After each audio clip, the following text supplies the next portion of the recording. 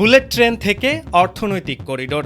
চীন বাংলাদেশ সম্পর্কের এই নতুন মোড় কি ভূরাজনৈতিক ইতিহাসের শেষ পেরেক? পরাশক্তির দাবার বোর্ডে বাংলাদেশ কি এখন রাজা? মোংলা থেকে আনোয়ারা। চীন ভারত লড়াইয়ের আসল সত্য।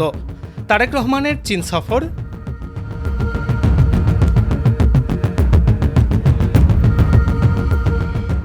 ভারত বাদ বেইজিংয়ের সাথে সাউথ ব্লকের কপালে চিন্তার ভাঁজ কেন?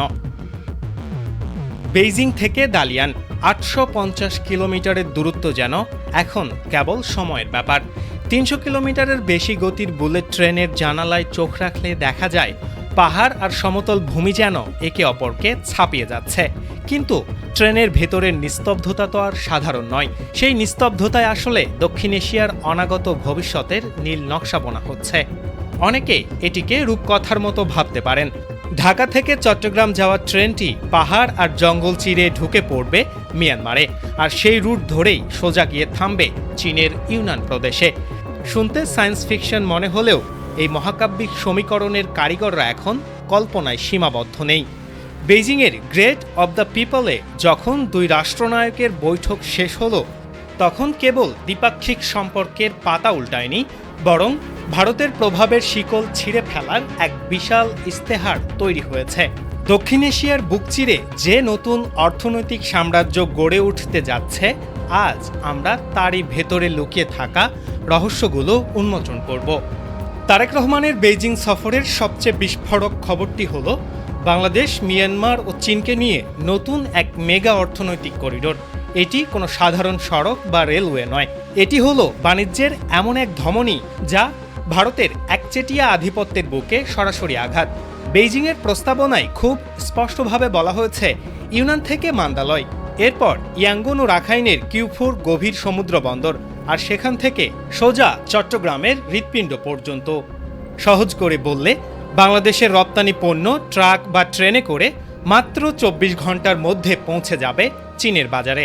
ভারতের সাউথ ব্লকের নীতি নির্ধারকদের রাতের ঘুম হারাম হওয়ার জন্য এটি যথেষ্ট। কারণ বাংলাদেশ যদি চট্টগ্রাম ও মোংলা বন্দরকে আঞ্চলিক হাব হিসেবে প্রতিষ্ঠা করে ফেলে, তবে ভারত তার ট্রানজিট সুবিধা আর আগের মতো দাবিয়ে রাখতে পারবে না। দক্ষিণ এশিয়ার ক্ষমতার ভারসাম্য আজ এক নতুন মেরুকরণের অপেক্ষায়। স্বপ্ন আর বাস্তবের মাঝে বুলেট ট্রেন এক বড় পরীক্ষা।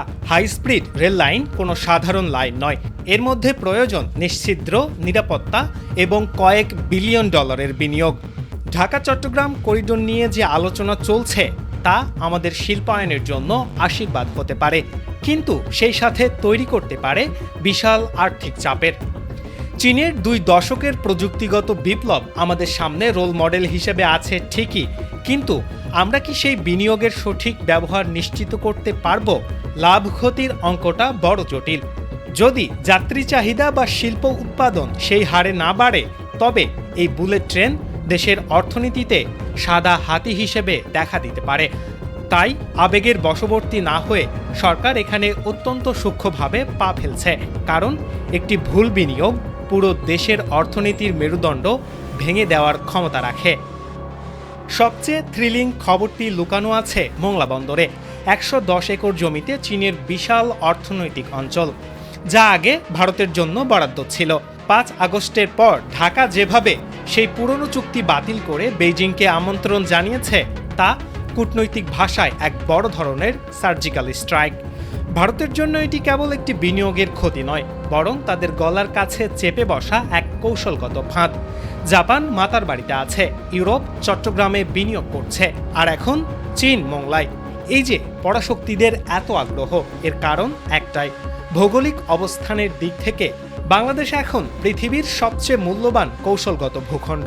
আমেরিকা চায় ইন্দ্রো প্যাসিফিকের অংশ করতে, আর চীন চায় মালাক্কা প্রণালীর উপর নির্ভরতা কমিয়ে বঙ্গোপসাগরের মধ্য দিয়ে সরাসরি স্থলপথ তৈরি করতে। বাংলাদেশের প্রতিটি ইট আজ ভূরাজনীতির দাবার গুটি। আমরা কি কেবল অন্যদের খেলার মাঠ হয়ে থাকব, নাকি বঙ্গোপসাগরকে ব্যবহার করে নিজেরা চালাক হব? তারেক রহমানের এই সফর প্রমাণ করছে বাংলাদেশ আর কোনো পরাশক্তির নতমস্তক আশ্রিত নয়। আমরা এখন দর কষাকষির টেবিলে নিজেদের শর্ত রাখতে শিখেছি। তবে মনে রাখবেন, বড় বড় চুক্তি আর মেগা করিডোরই সব নয়। যদি চীনের সাথে চুক্তিতে জাতীয় স্বার্থের সমতা নিশ্চিত না হয়, তবে এই সুযোগই আমাদের বিপদের কারণ হয়ে দাঁড়াবে। দাবার বোর্ডের আমরা আমাদের তুরুপের তাসটি চেলে দিয়েছি। সাউথ ব্লক হয়তো নতুন কোনো ষড়যন্ত্রের জাল বুনছে। ইতিহাসের এই নতুন অধ্যায়ে বাংলাদেশ আজ আর কোনো অসহায়ের শিকার নয়। বাংলাদেশ এখন নিজেই নিজের ভাগ্য নিয়ন্তা। এই ধ্রুপদী থ্রিলারের ক্লাইম্যাক্স কোথায় গিয়ে থামবে, তার জন্য আমাদের প্রতিটি মুহূর্তের দিকে নজর রাখতে হবে।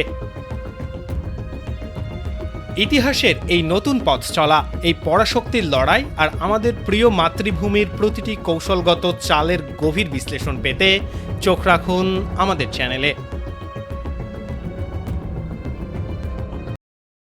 এতক্ষণ দেখছিলেন ইকো অফ বাংলাদেশ। প্রতিদিনের এমন নিউজ আপডেট পেতে সাবস্ক্রাইব করুন আমাদের চ্যানেল, সেই সাথে অন করে রাখুন বেল আইকন।